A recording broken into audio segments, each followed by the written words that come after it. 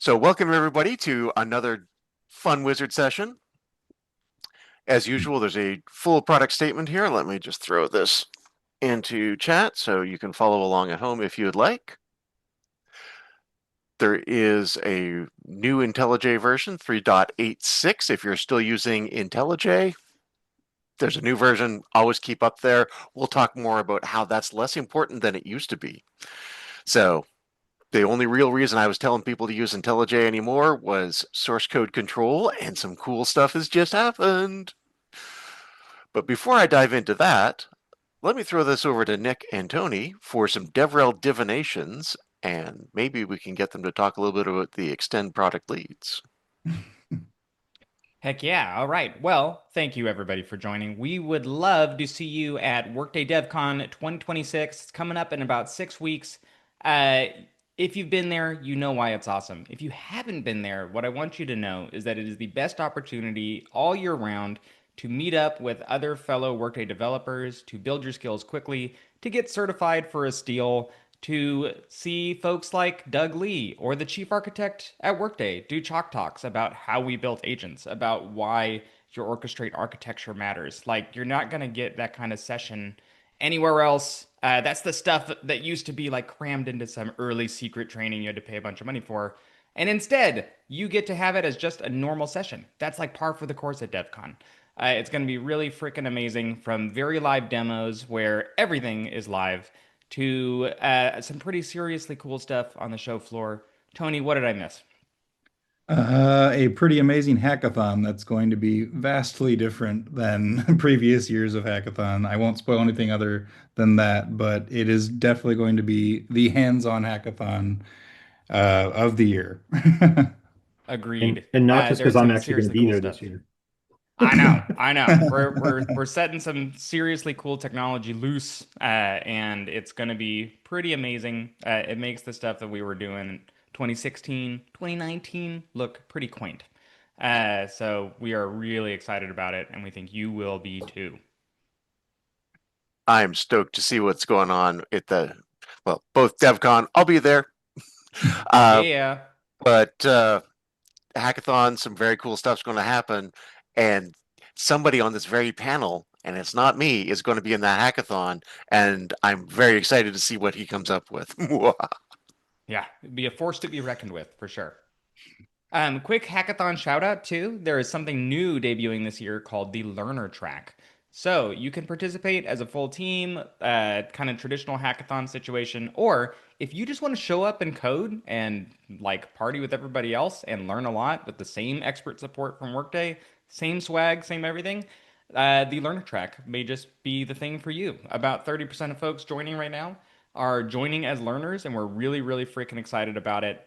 We want the hackathon to be super welcoming to everybody, and this is something I wish we had thought of a lot earlier, to be frank. So Yeah. uh, we'd love Let to me see all of yes you there. and on that one. There was a couple of teams in earlier years that were Mm, just totally doing that. They were just showing up. I've never used Extend before. Let's yeah, play. And you've got this entire like table full of experts sitting there with, nothing to do in the first couple hours because everybody's playing around.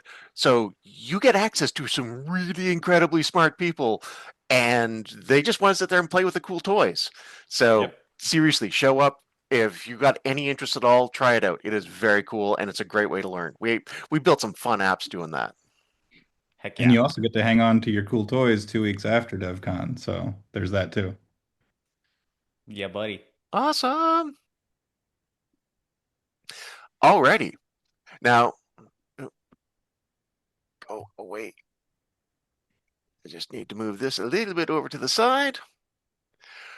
I want to highlight that a week from today, a week from like right now, we'll be in the latest developer program deep dive. Always worth going to and playing around with. So, some very cool stuff showing up in those. Definitely check those out. I'll be there for that one as well. I want to highlight two new product updates. Now, I'm only going to touch the surface on these ones because, well, We're totally, if they're not doing deep dives on it, we're totally going to run on these ones. The first one is the developer CLI. This is now generally available. This is a very new developer CLI.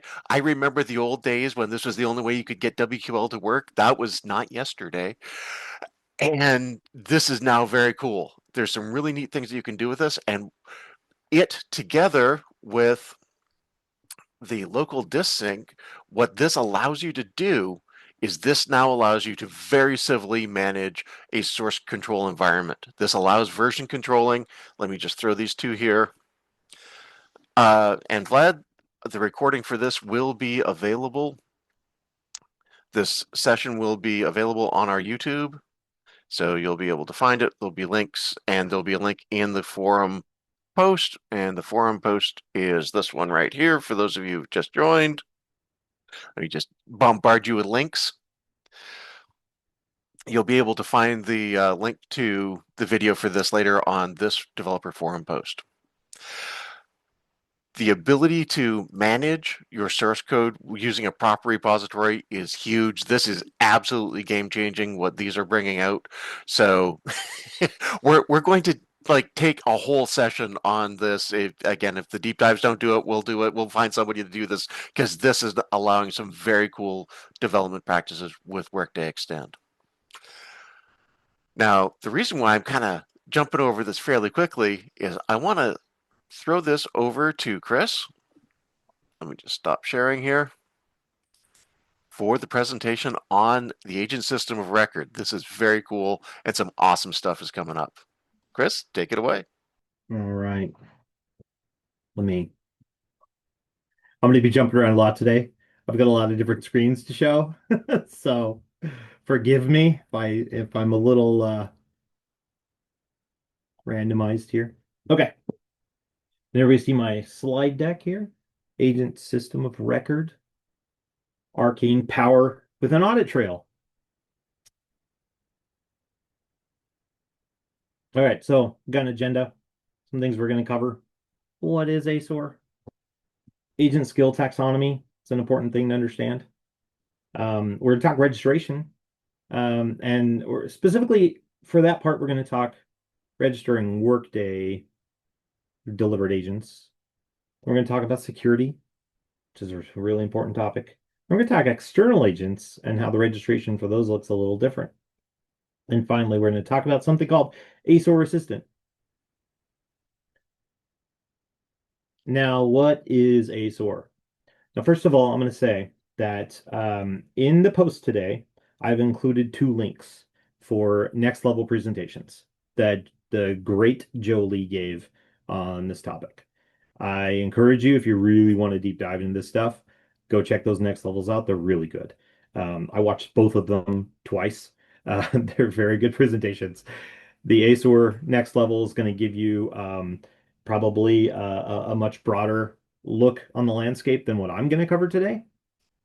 And the third-party agent is going to cover, probably I'll cover a lot of the same stuff that the third-party one covers, but there's other things in there that Joe talks about, roadmap and that sort of stuff. So check it out.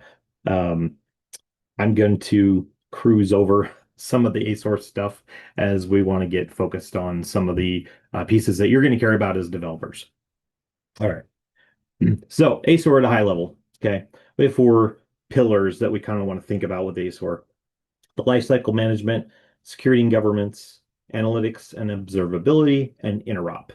Now, ASOR as a whole is something that Workday has built to manage your fleet of agents, right?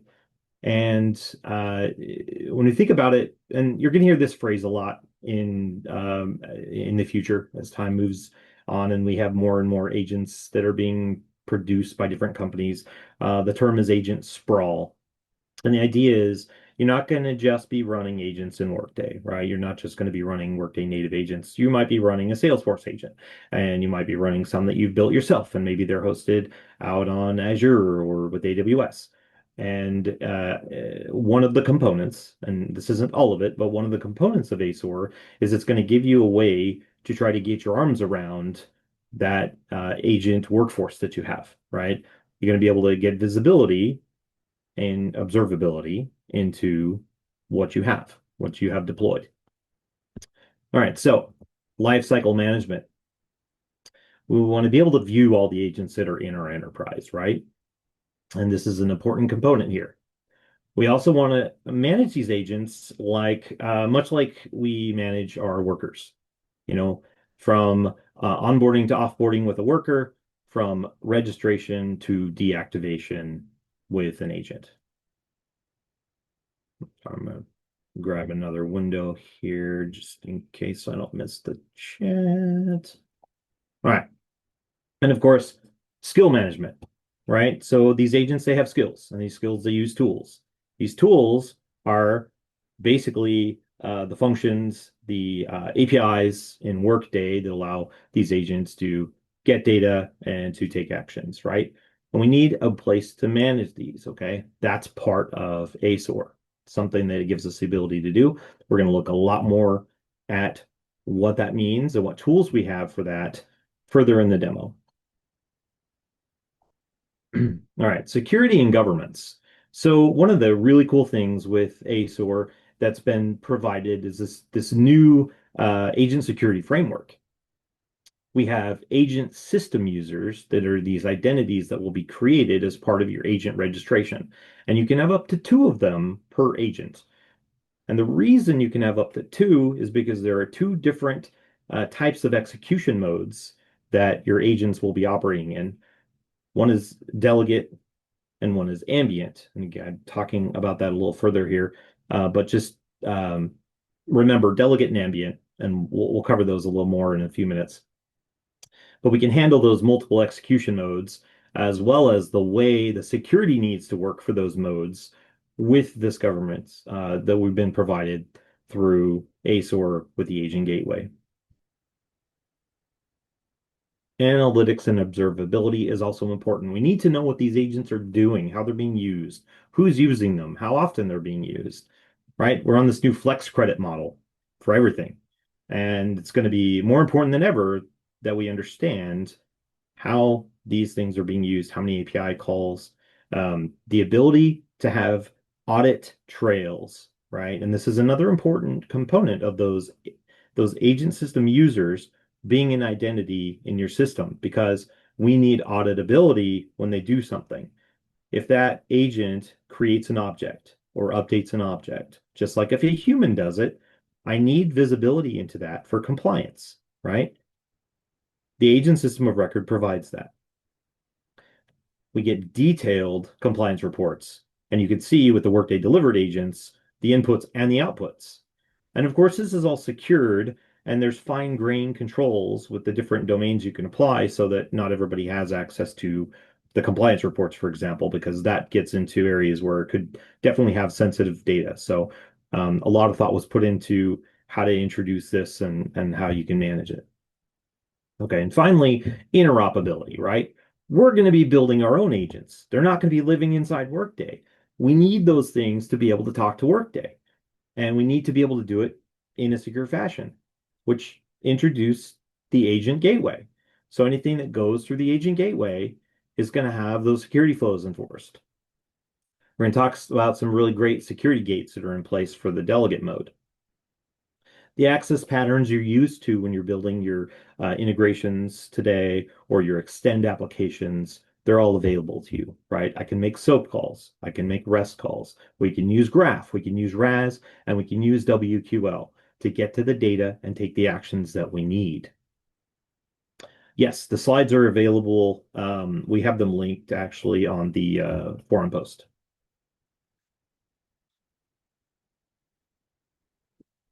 All right, so let's take a second and let's talk about agent skill taxonomy. Now, probably need to take a pause here because what even is an agent, right? I haven't even defined what an agent is. And honestly, you can ask 10 people and you're going to get 9 different definitions, and the 10th person's going to say, what? Because there's no standard definition in the industry for what an agent is. My simplification is if there's an LLM and there are tool calls involved, that's an agent. right? Let's just keep it simple. Don't overthink it. And what that means, though, is if you build something that has a chat interface and it's a simple workflow, like, for example, you build an agent and the only thing it's capable of doing is like returning the weather, but you can ask in natural language and it takes your query and it makes the call and it returns the result, right? Let's consider that an agent. Why? Because we need that to be registered with Workday and we need that to go through the agent system of records agent gateway, right? Don't say, oh, that's not actually an agent. Listen, that is a case where you want that governance. You want that audit trail. So, let's just keep it simple. Now, the taxonomy of the skills that I'm talking about. When I have a skill that is a delegate skill, what that means is you have this ASU that is taking actions or looking up data on behalf of a worker. Okay. So if Clint goes in and he asks this through this chat interface, hey, please give me a raise, right? And that agent is going to go in and take action on Clint's behalf, but it's going to do it with Clint's security in mind, right? It's going to actually use that his security for part of this action that's taken, right? That is a delegation of the action on his behalf, okay?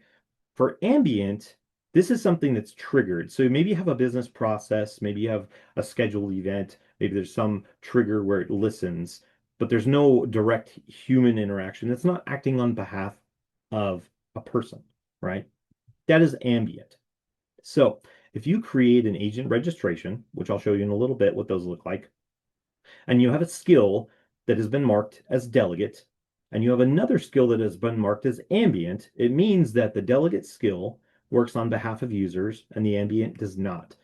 And it creates two different agent system users in the tenant for that agent registration. One agent registration, two ASUs, one for ambient and one for delegate. Okay. And they have different controls with the way they work. The security works differently with how you get your tokens with those. I'm going to show you some of that. We have some good demos.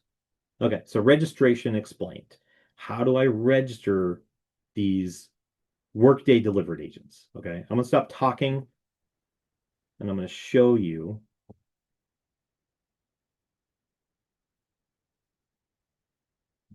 In tenant.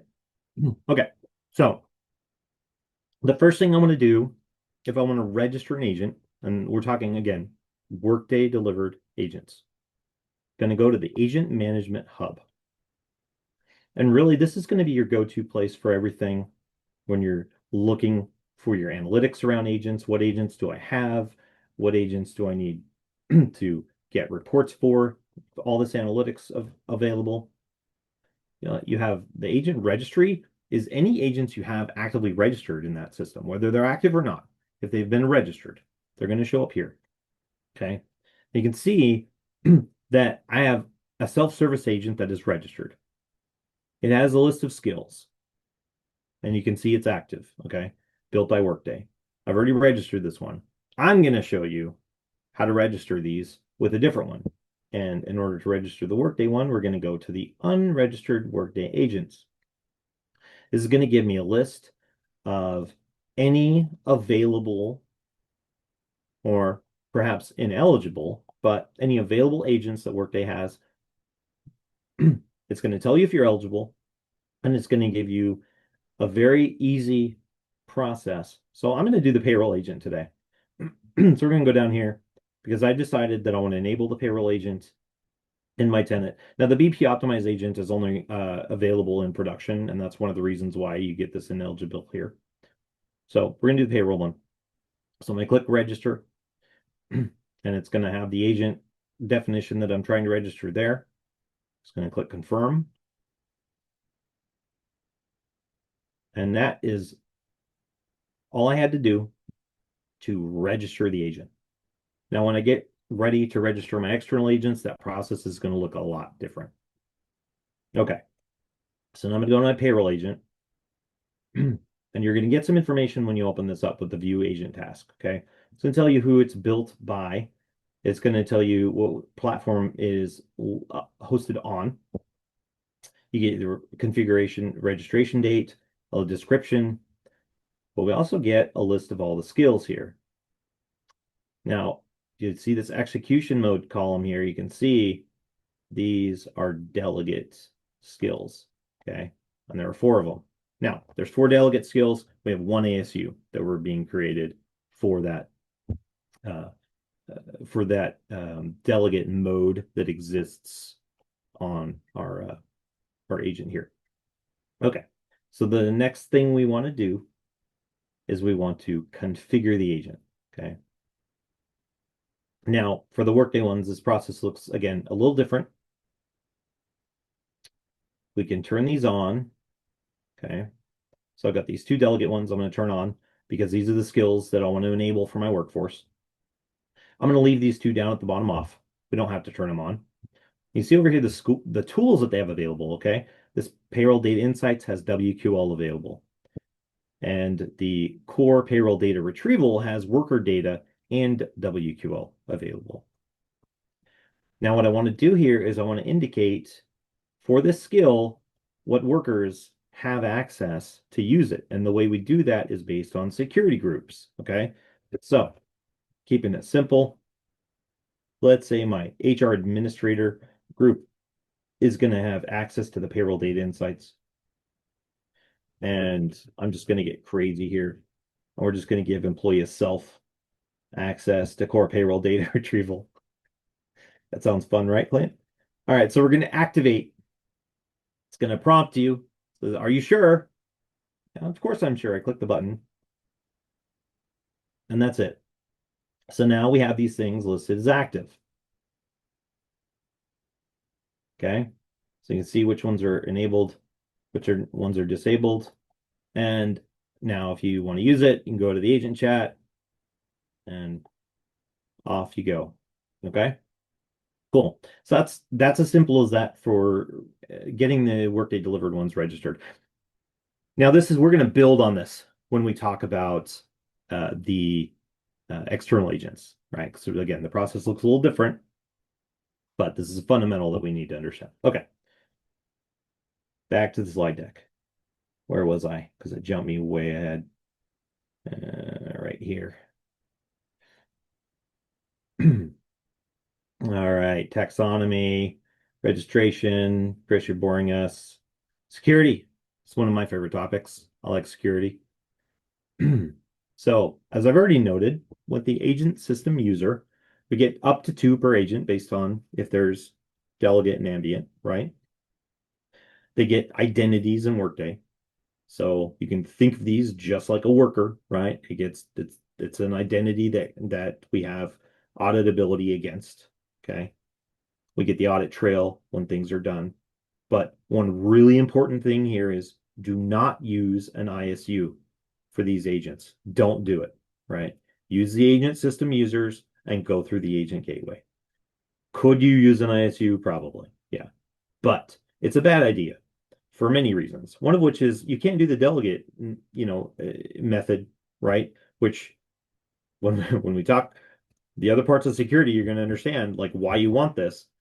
And the security enforcement is actually really the biggest thing you're going to want there. But there's also another factor here with the agent system users. The EU AI Act has a lot of very good rules in that legislation that a lot of countries are and companies are embracing and enforcing. And Workday, when they implemented this, they're attempting to adhere to it, right? There's a lot of things to consider. And again, another reason why the agent system of record is a really well thought out solution because Workday is not just making it up as they go with a lot of these things, right? They're using the NIST AIRMF guidance and EU AI Act. So there's a lot of good stuff behind it. So for the delegate security, we have these 4 security checkpoints that take place anytime you are interacting with the agent and the agent needs to make a call to Workday, right? Now, this is my way of having a little fun. The way I'm thinking about these checkpoints, we have the moat, the wall, the guards, and the lock. Okay. Now, the moat says, does the user have access to any skills on this agent? Okay. It doesn't matter if the skills are active or not. It just matters, has this user been assigned a group to a skill on this agent, right? That's the first check. Okay. The wall says, does the user have access to this skill that they're trying to actually use via the agent? Okay. Now, one kind of infers the other, right? The guards say, is the agent scoped for the skill? Now, this is maybe a little funny way of phrasing this. Another way you could think about it is the skill turned on? Has it been enabled, right? Because this is an agent registration. This isn't actually the agent, right? This registration indicates what it's allowed to do. And that can change at any moment. You can go in there and toggle it on and toggle it off, right? So this is an important check. Is it scoped at this moment for the skill? Finally, the lock. Does the user have access to the underlying tool? Now, this is a really critical part of that where we don't want to use an ISU because an ISU can't do this, right? We're saying, and you probably see this all the time when you're using something like extend and you're trying to call an API and you're like, well, the API, uh, I got a 403. Oh, now I get a 401. It's like, well, it's changing because one of them said you don't have access to call this API, and the other might be saying you don't have access to the data set behind the API, right? It's like multiple gates. And it's the same thing for our agent here. The agent is going to have to go through those gates as well, and it's going to go through it with its security and your security, which is amazing, right? And that's what we want for the delegate process, right? Obviously, with ambient, there's no user behind it, so this process doesn't apply. But this is the whole picture, and I think it's a great defense in-depth strategy to making sure that people aren't getting access to things they shouldn't be accidentally, right? Or intentionally. So it's a good model, and I'm a big fan. Okay. Now, ambient security, I'm going to talk the specifics about how to set this up. I don't think well, we'll see if I have time to demo this today. So with ambient security, you can imagine it's going to be a little different than the security flow that's going to happen with delegate. And in order to set up the ambient skill, I would say if you know you're going to register an agent that has an ambient skill, do this step first. Okay. Go create an X509 certificate outside of Workday. Okay. For testing purposes, you can use something like OpenSSL, do it on your local machine, generate the cert, run the create X509 public key task in Workday, drop the public key in there, and then go configure the agent, just like I showed you with the Workday delivered one. As far as agent registration goes, we've got some configuration we're going to do in the tenant, right? So Latal, one thing I want to note on that is those things happen simultaneously. Those gates aren't actually necessarily in that order. I just think it doesn't necessarily matter. It's not necessarily meaningful from the implementer's perspective because there's nothing you can do to control the order or have any effect on it. So I thought the order as far as the explanation made sense, right? But those gates are happening kind of at the same time. So when we configure the agent, we can reference the X509 public key when we're prompted. I'll show you that when we do the registration for the external agent. And for delegate and ambient, we're going to get some API client details that we need to save. Okay. Now, the other part of ambient security. Now, when I set up that Workday delivered agent, you saw I was setting groups on the skills, right? It's a little different with ambient because the ambient gets its own security group. And I want you to think about this just the same way you would think about a integration security group. When you build an integration security group, you go to the group and you assign domains that that group should have access to, right? You assign all the security it needs. You're going to do the same thing with an ambient one, right? And you can find it quickly in the global nav with just security group colon and the word ambient because they'll have ambient in the name. Find the agent security group in the list that you're looking for that specific agent. And then on the related actions, you can navigate down to the domain, maintain domain permission. That's going to look like what everyone's probably used to with setting the security on these groups. Okay. All right, external agents, demo time. And that's actually the end of the slide deck, so I'm just going to close it out. All right, so what does it look like to register an external agent? Okay, it's awesome. And you guys are going to be excited about this. Hopefully, you're as excited as I am. So you're going to crack open Bruno or Postman, and you're going to handcraft. And handcrafted stuff is always the best, right? You're going to handcraft JSON, and you're going to go in there and you're going to give it a name, and you're going to set the reference ID for the provider you need. And this is a static list you got to look up in Workday. Okay. Give it a URL to where the agent lives. This is informational for now, but eventually it might be hooked up. Maybe when we get 8A functionality. The platform, which again is a static list, you're going to have to look that up in the Workday, in the tenant, in the Workday. Then you're going to create your skills. Okay. You're going to give them descriptions, IDs. Optionally, you can give it an input mode, what a list formats, input modes. Perhaps typically it's JSON, but maybe you have multimodal agents that allow you to send to files. So you would, give it a file, right? The file type. Yes, Clint. The old days. Something like freshly crafted JSON in the morning. And then you can give it output modes. And of course, it's got a name, which I'm leaning into the Goblin Chaos here.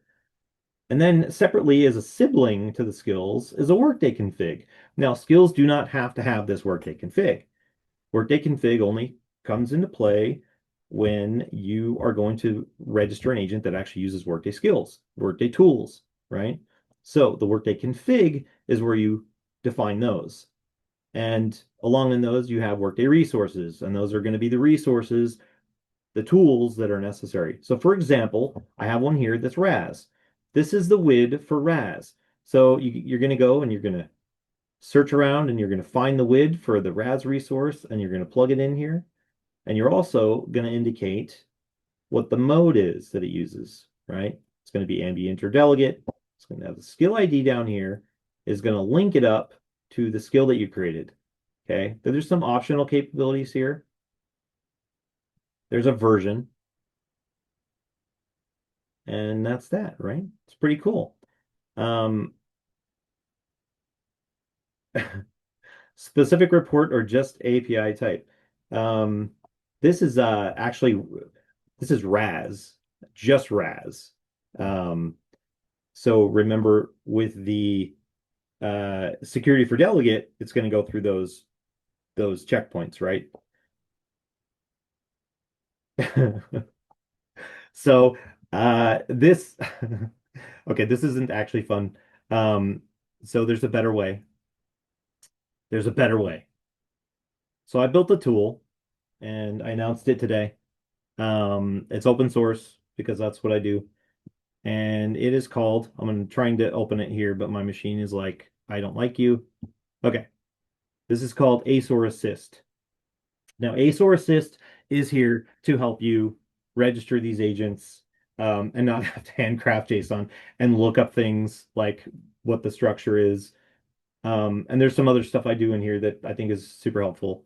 Um, so let's just walk through it, okay? So first it's got contextual help.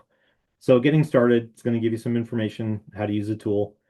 If I'm here and I'm like clicking in the name, it's going to switch to the identity section. It's going to give you a little information about that. And then of course I've got these buttons here to jump around to the sections, right? We've got light and dark mode because, that's an important feature to have in an MVP, right? Uh,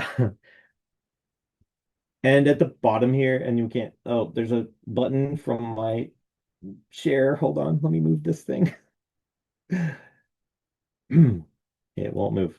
There's a help button at the bottom that I'm having trouble clicking. Okay. The help button at the bottom gives you a link to the ASOR v12 specification, which is out on GitHub, that Workday's provided.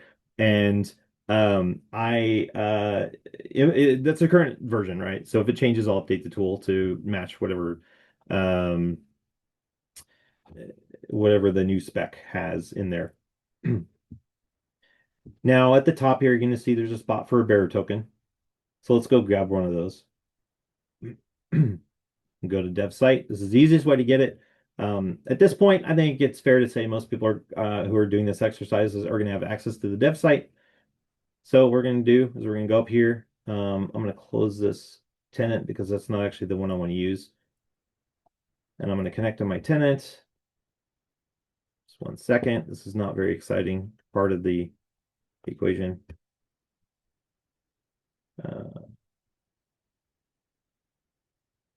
Let's see if we can remember passwords. I type a lot with this splint on my broken finger. Sometimes logging in takes me a little longer. Okay. All right, so now I'm going to go here and I'm going to copy token. Just jump back to my tool and I'm just going to paste it up at the top there. So now I've got connected.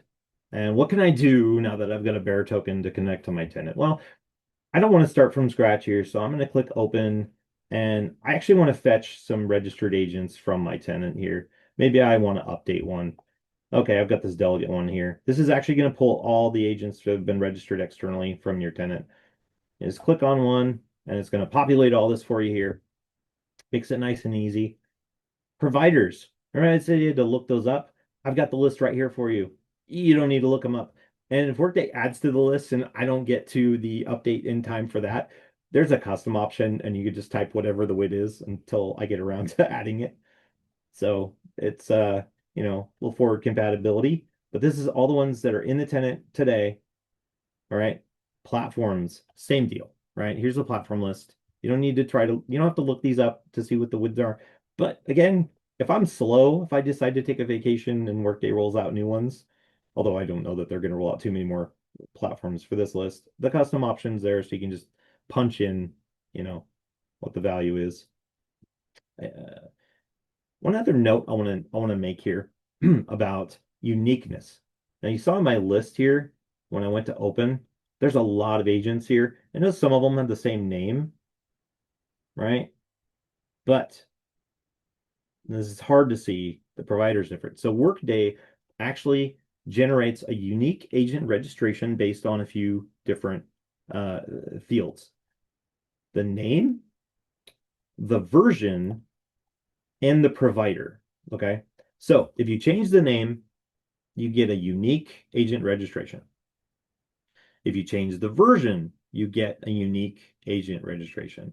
And if you change the provider, you get a unique agent registration. And I think it's actually fantastic because there's great reasons for each of those to be the key that decides it. One, obviously, if the name's different, it's probably a different agent, right? But maybe not. Maybe I've got a help agent from two different providers, right? And I want to name them help agents, but I can flag the appropriate provider and we'll have two distinct entries in the tenant. And for version, even if my name and my provider are the same, maybe I want to do some A/B testing, right? Maybe I want to enable some set of users to use version 2 and everybody else is on 1. I want to have different security, etc., right? Do Workday have RefID or WID for agents as well? Not for the rate, not anything meaningful for the agent registration. You're not going to get a WID or RefID back with the JSON. And I can show you here. This is the JSON that I pulled straight from the. I'm going to switch back to dark mode here. This is what I pulled straight from the tenant, right? This is what it actually gave me. Now, one other thing I want to note here. And I gotta hurry through this because Angie's actually gonna kill me if I don't get to the demo app too. Um, Skills. So there's a little bit of a difference the way I did this UI and the way the JSON looks, because this makes more sense in my head. So if we look at the JSON, I talked about this earlier. You've got a skill, and a sibling to the skill is a Workday config. The Workday config object references the skill that it's associated to, right? And it's basically going to be a one-to-one. Within the Workday config, you can have multiple resources, right? So in the UI, what I did is I actually make and let's just add a new one so it's easier to see. When I add a new skill, I have the skill ID, the name, the description, and you know these are flagged as required. Optional tags, optional input, output modes. And then the Workday config section lives in that skill. So I don't have to tell it which skill it's associated to. The UI is doing that for you. Okay.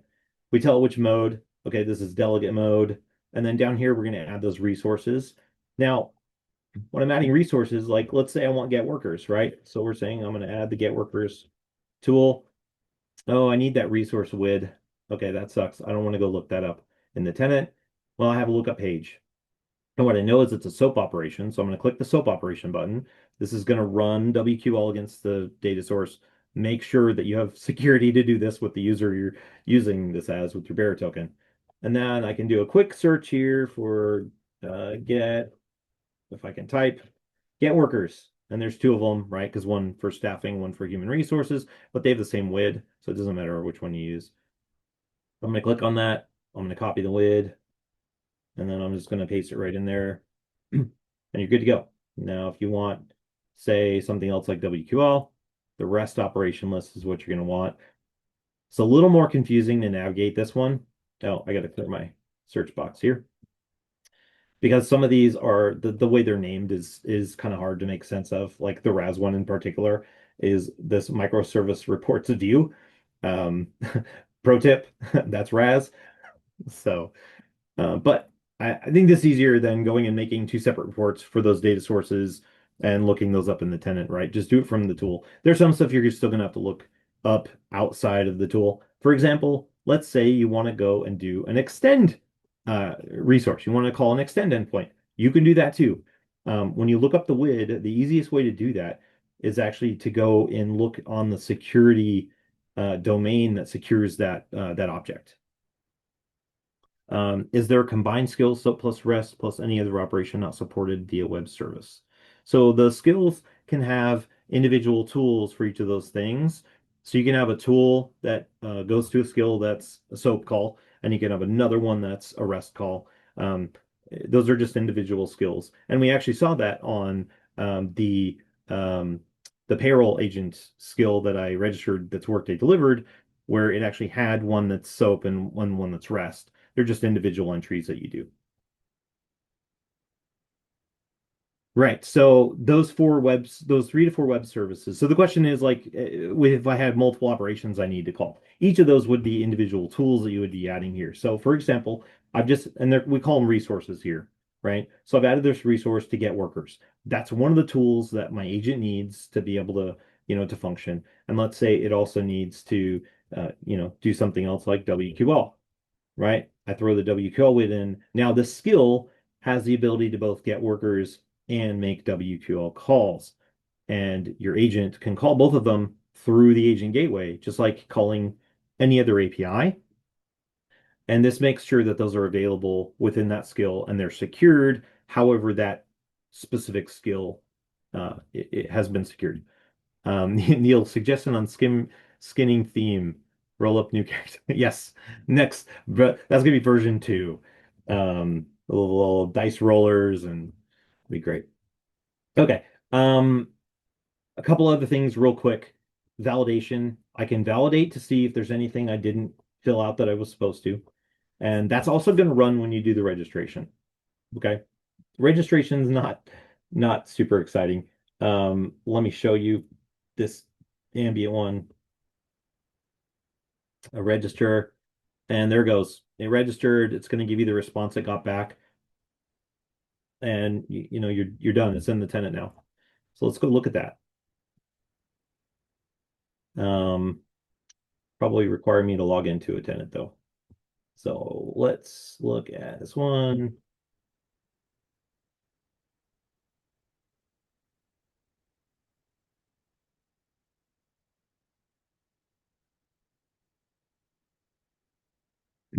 I knew it. All right.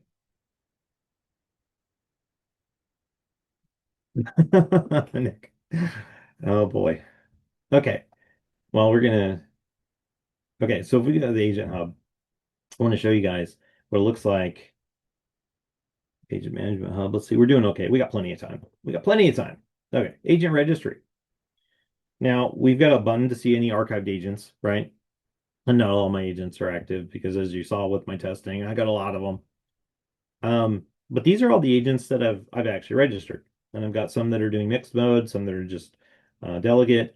I encourage you to make better naming choices than I've made for these examples, please. Um, one call out here, this action required saying you need UMSA to do these in this tenant for external agents. That is a bug. Workday knows that is a bug. They're working on it. It's supposed to be fixed. Jolie confirmed that in the next level presentation. So just ignore this. It doesn't mean anything. Okay, so this is the agent I registered as an external agent. Okay, here's the skills it has. It's got a skill called Chaos Mode, which is available to employees as self. It uses delegate security, and it's got a tool called Get Chaos Data, which is a terrible name for a tool because you have no idea what that means. But that's cool. I'm going to go and register a new agent because you guys need to see what this actually looks like. Also, you can save your drafts here. So I've got this one that I did here that I saved. Um, let's say self-built and what do we call it? Wizard session. What does it have? It's got that meaningless thing. Okay, cool. Let's go ahead and register that. We'll go back to my agent hub. Wizard session, here it is. Now, that's what I was talking about. It's going to look a little different when we configure it than when we configure the Workday delivered agents. Yes, Arnav, any of the WCP dev, any of the lower tenants, well, you can do these in. So Impl as well. Okay, so when I configure this, it's going to say, hey, this looks the same as what we got with the Workday delivered one, right?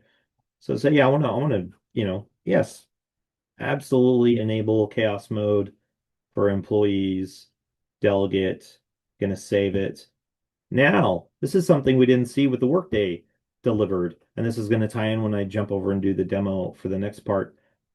We get a redirect URI. Why are we getting a redirect URI? What does that even mean? So what this means is your agent that's running outside of Workday is going to need to identify in the configuration where Workday is going to pass a code to, like where your application is hosted. It's going to give it a code as part of the authentication flow. And I have a really great way that we're going to illustrate this in a few minutes. And you need to configure it here. Now, as best as I can tell, this cannot be updated at present. So hopefully that gets fixed. I know there's some other stuff coming around the redirects. So I've got an application that's running locally, right? And so, for me, it's just local host port. It's running on port 8000, and I've created an endpoint route called callback, right? Yours may be hosted on Azure and it may have a different URL. That's what you're going to put here, right? Can we have a multiple redirect URL against one agent? No, we can only have one redirect. And so right now they're not allowed to be dynamic, so you can't pass it like in the call. That is something that the team has been looking at. Again, that comes from Jolie in those next levels. Any consideration around pro versus essential customers or partners? Arnav, no, I don't think that comes into play at all here. And I forgot what I was actually going to show you guys earlier. I was going to show you guys how to get the extend with. I'll jump back to that in a minute.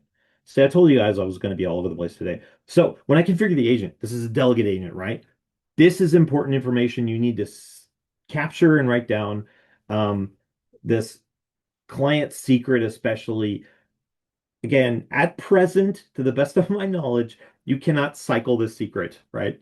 So I know you're all screenshotting this so you can mess with my agent, but joke's on you. I'm not even going to activate it. It's going to error out on me. But that's okay. So that's all the information I need to actually make a call, right? I'm going to show you that in a minute.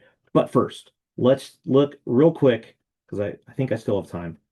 Um,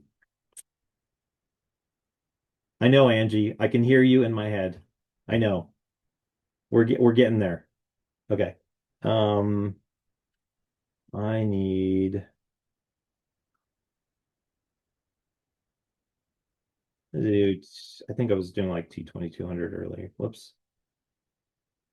Okay, so I've got an app and I want to be able to call the endpoints on this app. So the way I've been doing this, and maybe there's an easier way, I've been just looking at like the security domains. So this managed our configuration. If I need, my agent needs to be able to like mess with the configuration on this object, right? And I open this up and note that these look just like the values you saw on that REST call. This is the easiest way that I found so far to get these. So if I've got an object that's secured to this domain with a get or a delete, I need to do delete, you can get the WIDs right here. So you just grab these WIDs, this WID, and I'm gonna show you this. Let's do it. Let's do it. Switch this over, throw that in there, and I'm gonna register it. And in the response, you're going to see it's really hard to see. You can see right here, it's got that delete. So now I've got a tool set up to do that delete. Okay.